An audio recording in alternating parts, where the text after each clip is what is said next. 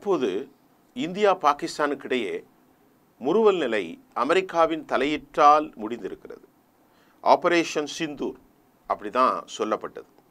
இந்த ஆபரேஷன் சிந்தூர் முடிவுக்கு வந்தாலும் அதற்கு பின்பு பாரதிய ஜனதா இதை அரசியலாக மாற்றுகிறது என்கின்ற குற்றச்சாட்டுகளில் இந்த செய்தியை பின்னணி இருக்கிறோம். ஆபரேஷன் சிந்தூர் வெற்றியை முன்னிறுத்தி பாரதிய ஜனதாவின் திரங்கா யாத்ரா பிரச்சாரத்திற்கு எதிர்ப்பு, எதிர்க்கட்சிகள் கடும் விமர்சனம். தேசத்தினுடைய ஒற்றுமை, தேசத்தினுடைய பாதுகாப்பு எதிரிகள் முகாமை சிதிகளை அடைத்தது.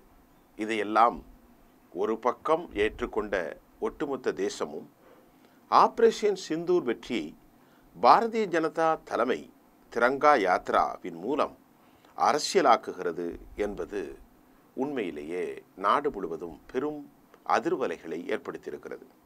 இந்திய இராணுவத்தின் ஆபரேஷன் சிந்தூர் வெற்றியை முன்னிலைப்படுத்தி மே 13 முதல், அதாவது 11 நாட்களுக்கு நாடு தழுவிய திரங்கா யாத்ரா பிரச்சாரத்தை பாரதிய ஜனதா தலைமை அறிவித்தது. இந்த அறிவிப்பானது எதிர்க்கட்சிகளிடத்தில் கடும் விமர்சனங்களை எழுப்பியிருக்கு. காங்கிரஸ் கட்சியினுடைய சமூக ஊடக பிரிவு தலைவர் சுப்ரியா சிரின்டே தான் வெளியிட்ட பதிவில் இந்திய இராணுவத்திற்கு 100% ஆதரவளிக்கும் எதிர்க்கட்சிகள் இந்த விஷயத்தில் அரசியல் செய்ய விரும்பவில்லை. ஆனால் பாஜக திரங்கா யாத்ரா பிரச்சாரமானது நாட்டின் ஒற்றுமைக்கு எதிரானது என விமர்சித்துள்ளார். முன்னதாக கடந்த 10ஆம் தேதி பாரதிய ஜனதா வெளியிட்ட சமூக ஊடக பதிவில் காங்கிரஸ் தலைமையிலான முந்தைய ஐக்கிய முற்போக்கு கூட்டணி அரசை விமர்சித்ததற்கு இது அரசியல் செய்யும் நேரமல்ல என எதிர்க்கட்சிகள் கண்டனம் தெரிவித்தன. மேலும் திரிணாமுல் காங்கிரஸ் உள்ளிட்ட கட்சிகள் தேசிய பாதுகாப்பு விவகாரத்தில் ஒன்றிய அரசுக்கு, மத்திய பாஜக அரசுக்கு ஆதரவு அளித்த போதும் பாரதிய ஜனதாவின் திரங்கா யாத்ரா பிரச்சாரம் தேவையற்ற அரசியல் நோக்கம் கொண்டது என்று கூறியுள்ளது. சமூக ஊடகங்களில் ஆபரேஷன் சிந்தூர் பிரச்சாரம் குறித்து கவலையான கருத்துக்கள் வெளிப்படுத்தப்பட்டு வருகிறது. சிலர் பாரதிய ஜனதாவின் இந்த முயற்சியை தேசபக்தி தூண்டுவதாக வரவேற்றாலும் மற்றவர்கள் இதை அரசியல் ஆதாயத்திற்காக பயன்படுத்தப்படும் உத்தியாக தொடர் விமர்சனங்களை வைத்து வருகிறார்கள்.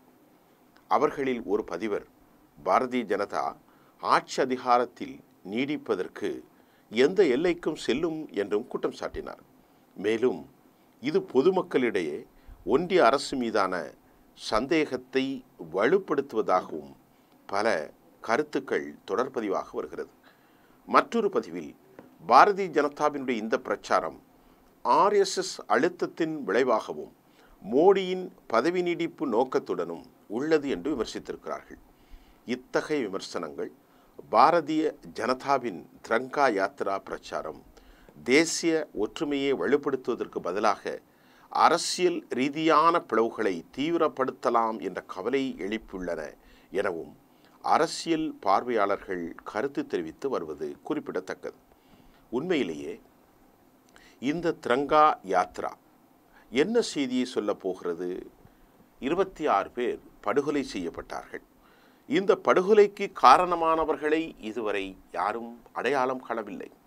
அவர்கள் காஷ்மீரில் எங்கு பதுங்கியிருக்கிறார்கள் அல்லது நாட்டின் வெளிப்புற எல்லைகளுக்கு அப்பால் பயங்கரவாத முகாம்களில் தங்கியிருக்கிறார்களா, அவர்கள் எந்த அமைப்பை சார்ந்தவர்கள் என்ற ஒரு வடிவத்தையும் இந்திய அரசு பொதுமக்களுக்கு தெரிவிக்கவில்லை.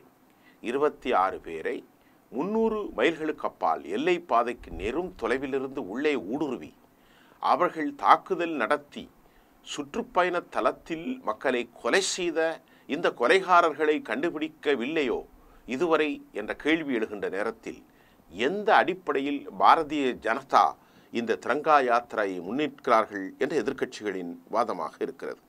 உண்மையிலே பாரதிய ஜனதாவின் இந்த நிகழ்வில் பலவித சந்தேகங்கள் ஏற்படுவதாகவும் கூட எதிர்க்கட்சிகள் கடும் குற்றச்சாட்டை பதிவு செய்திருக்கிறார்கள். அதே போன்று தேசத்தினுடைய வெற்றி ஒன்றை குறிக்கோளாக, தேச வளர்ச்சிக்காக எல்லா சமூகமும் பாடுபட்டு கொண்டு வந்திருக்கின்ற போது அதிலும் கூட மதவாதத்தை இவர்கள் கிளப்புகிறார்களா என்ற சந்தேகம் இந்த செய்தியின் மூலமாக உறுதி செய்யப்பட்டிருக்கிறது. கர்னல் சோஃபியா குரைஷி இவரை அறிந்திருப்பது யாரும் முடியாது. முஸ்லிம் சமூகத்தை சார்ந்த அவரை சோஃபியா குரைஷியை சிறுமைப்படுத்தி பாரதிய ஜனதாவினுடைய அமைச்சர் ஒருவர் கூறியிருக்கிற கருத்தும் தற்போது பெரும் பேச்சு பொருளாக மாறியிருக்கிறது. சோஃபியா குரைஷி பாகிஸ்தானியர்களின் சகோதரி என குறிப்பிட்ட சர்ச்சையில் சிக்கியிருக்கிறார். அவருக்கு எதிர்க்கட்சிகள் கடும் கண்டனத்தை தெரிவித்திருக்கிறது. பெஹல்காம் பயங்கரவாத தாக்குதலுக்கு பதிலடியாக பாகிஸ்தான் மற்றும் ஆக்கிரமிப்பு காஷ்மீரின் மீது இந்திய இராணுவம் நடத்திய தாக்குதலில் சித்தூர் என பெயர் ஆபரேஷன் சித்தூரில் இராணுவத்தின் மூத்த அதிகாரி கர்னல் சோஃபியா குரைஷி முன்னின்று நடத்தி வெற்றிகரமாக தன் பணியை முடித்தார். கடும் அழுத்தத்திற்கு மத்தியில் செல்ல வேண்டியவற்றை சிறப்பான விளக்கிய பாராட்டையும் கூட சோஃபியா குரைஷி பெற்றார். இந்நிலையில் அவர் குஜராத்தை சேர்ந்த முஸ்லிம் சமூகத்தை சார்ந்தவர் என்பதை சிறுமைப்படுத்தும் விதமாக அவரை பாகிஸ்தானியர்களின் சகோதரி என பாரதிய ஜனதாவின் மத்திய பிரதேச பாஜக அமைச்சர் விஜய் ஷா குறிப்பிட்டிருப்பது மிக மிக மிக மிக மிக பெரும் கேவலத்தையும் இழிவையும் இந்த நாட்டின் தேசபக்தியின் மீது ஏற்படுத்தியிருக்கிறது என்று பலர் கண்டனங்களை வைத்துக் கொண்டிருக்கிறார்கள். கலாச்சார நிகழ்ச்சியில் ஒன்றில் கலந்து கொண்டு பேசிய அவர் பிரதமர் மோடி மற்றவர்களுக்காக வாழ்ந்து கொண்டிருக்கிறார், சமுதாயத்திற்காக வாழ்ந்து கொண்டிருக்கிறார். அவர்கள் பாகிஸ்தானை குறிப்பிட்டு நம் சகோதரிகள் மற்றும் மகள்களின் சிந்தோரை அளித்தார்கள். அவர்களுக்கு பதிலடி கொடுக்க அவர்களின் சகோதரி சோஃபியாவை நாம் அனுப்பினோம்.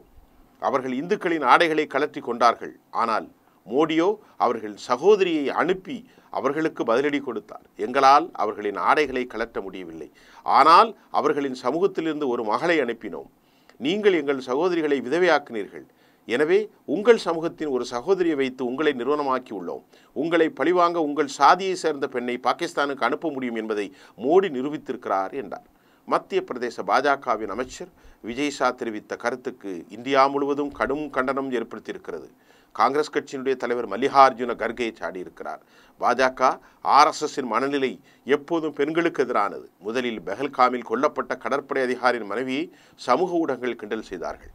பின்னர் வெளியுறவு செயலாளர் விக்ரம் மிஸ்ரியின் மகளை கேவலமாக இழிவாக திட்டினார்கள். இப்போது பாஜகவின் அமைச்சர் நமது துணிச்சலான சோஃபியா குரைஷி பற்றி அநாகரிகமான கருத்துக்களை தெரிவித்து வருகின்றார். மோடி உடனடியாக அமைச்சர் பதவி நீக்கம் செய்ய வேண்டும் என அவர் எக்ஸ் தளத்தில் பதிவு செய்திருக்கிறார். ஆக தேசத்தினுடைய நன்மைகள் மதவாதிகளாலும் சாதிவாதிகளாலும் இழிவாதிகளாலும் அரசியல்வாதிகளாலும் கேவலப்படுத்தப்பட்டு கொண்டு வருவதே இச்செய்தியின் அடிப்படை உண்மையாக இருக்கிறது.